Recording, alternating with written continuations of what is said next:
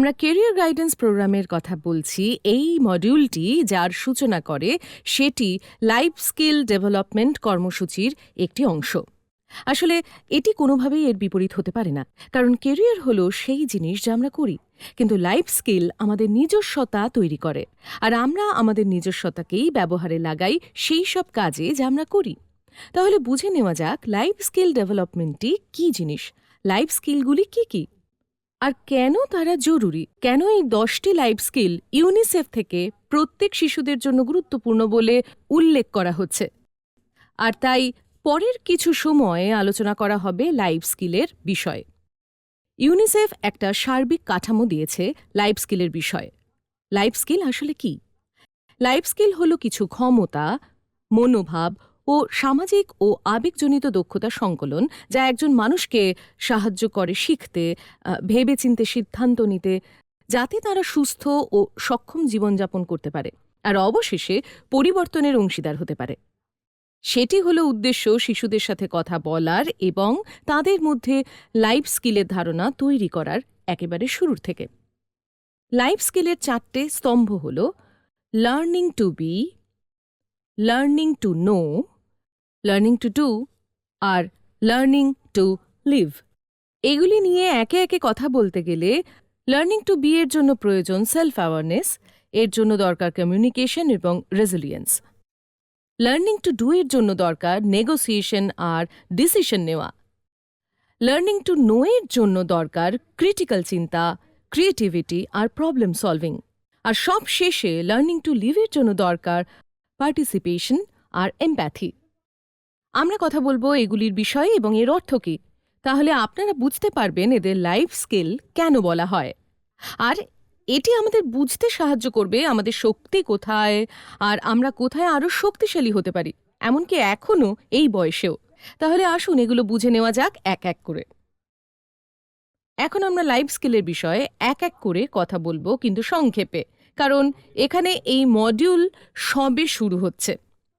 তাহলে self awareness মানে নিজের বিষয়ে জানা আর বাস্তবসম্মত বিশ্লেষণ করা, যা আমাদের লক্ষ্য স্থির করতে সাহায্য করবে। অবশ্যই নিজের বিষয়ে জানা মানে নিজের ব্যক্তিত্ব, মনোভাব, আমাদের ক্ষমতা, আমাদের পছন্দ, আমাদের শখ, আমাদের মূল্যবোধ, আমাদের বিশ্বাস, এই সব বিষয়ে জানা আর নিজের বিষয়ে বাস্তবসম্মত ধারণা রাখা। এবার কমিউনিকেশনের লাইফ স্কিল থাকা মানে নিজের চিন্তাকে কথায় পরিবর্তিত করা এবং তা এমনভাবে করা যাতে যা আপনি বোঝাতে চাইছেন তা করতে পারছেন, যখন আপনি যা বুঝছেন তাই বলছেন আর যা বলছেন বুঝে বলছেন। রেজিলিয়েন্স হলো ব্যর্থতার থেকে ফিরে আসা। এটি ভাবা যে আমাদের জীবন এমন হবে যাতে কোনো ব্যর্থতা থাকবে না, তা একেবারেই অসম্ভব। তাহলে আমরা এইসব ব্যর্থতা থেকে শিখব কী করে? আমরা ব্যর্থতাকে একটি প্রতিক্রিয়া হিসেবে দেখব কী করে? একেই বলে রেজিলিয়েন্স। এমপ্যাথি, আমরা অন্যদের থেকে আর নিজেদের সাথেও খুবই সহানুভূতিশীলভাবে মিশব কী করে? যেখানে আমরা নিজেদের ক্ষমা করতে পারি, অন্যদেরও করতে পারি, তাঁদের বুঝতে পারি। এখানেই এমপ্যাথির গুরুত্ব, আর এমপ্যাথি খুবই জরুরি, কারণ এর জন্যেই বাকি লাইফ স্কিলগুলি প্রয়োজন মতো আমাদের কাজে লাগাতে পারি। এটি কিন্তু খুবই শক্তিশালী। আর এই জন্যই যখন আপনি এই স্লাইডে ফেরত যাবেন যেখানে কথা হচ্ছে life span continuum, life skill কন্টিনিউমের বিষয় এমপ্যাথি রয়েছে একদম শুরুর দিকে। পার্টিসিপেশন হলো যখন আমরা নতুন বিষয় শিখতে পারি এবং আমরা আমাদের নিজেদের স্কিলগুলিকে শানিত করতে পারি ক্রমাগত অনুশীলনের মাধ্যমে, যখন আমরা নিজেদের খ্যাতিকেই বসে বসে উপভোগ করি না। ক্রিটিক্যাল চিন্তার লাইফ স্কিল হলো যখন আমরা ক্রিটিক্যালি বিশ্লেষণ করছি নিজেদের পরিস্থিতিকে, আমাদের ক্ষমতাকে, আর সেই তথ্য নিয়ে কাজ করা শুরু করছি।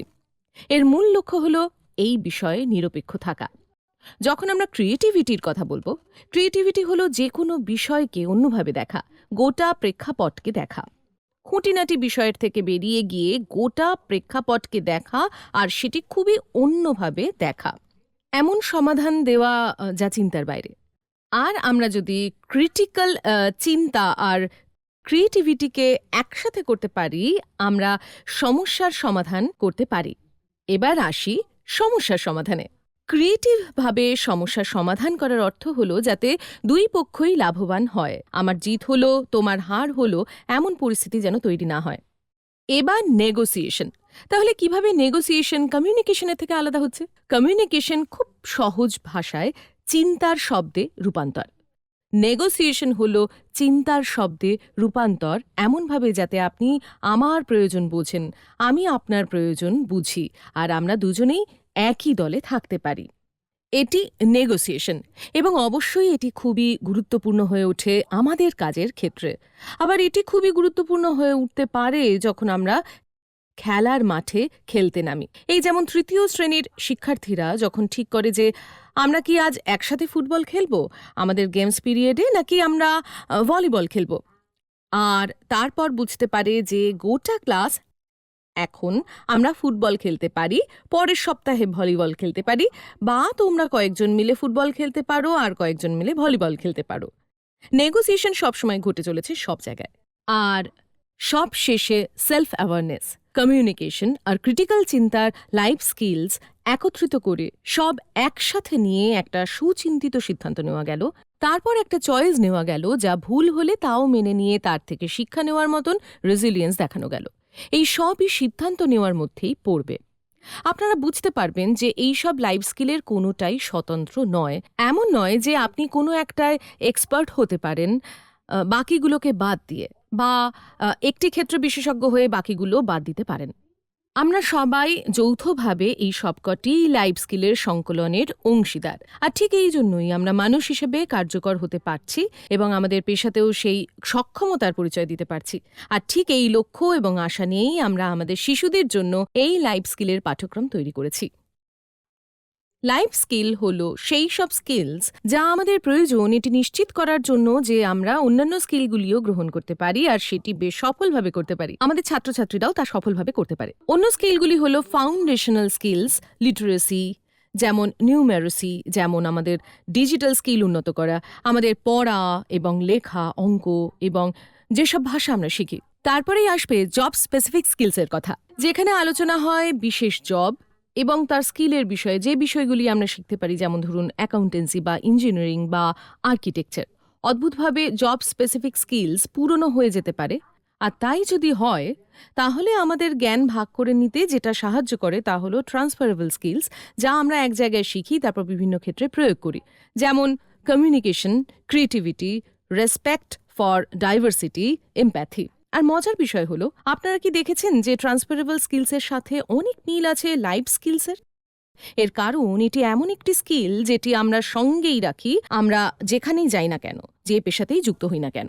আমরা যা করি তা বদলে যেতে পারে, কিন্তু আমরা যে রকম তা বরাবরই আমাদের সাথে থেকে যায়। তাই নিশ্চিত করা দরকার আমাদের কেরিয়ার গাইডেন্স প্রোগ্রামকে এগোতে হবে আমাদের লাইফ স্কিল প্রোগ্রামের উপর ভিত্তি করে।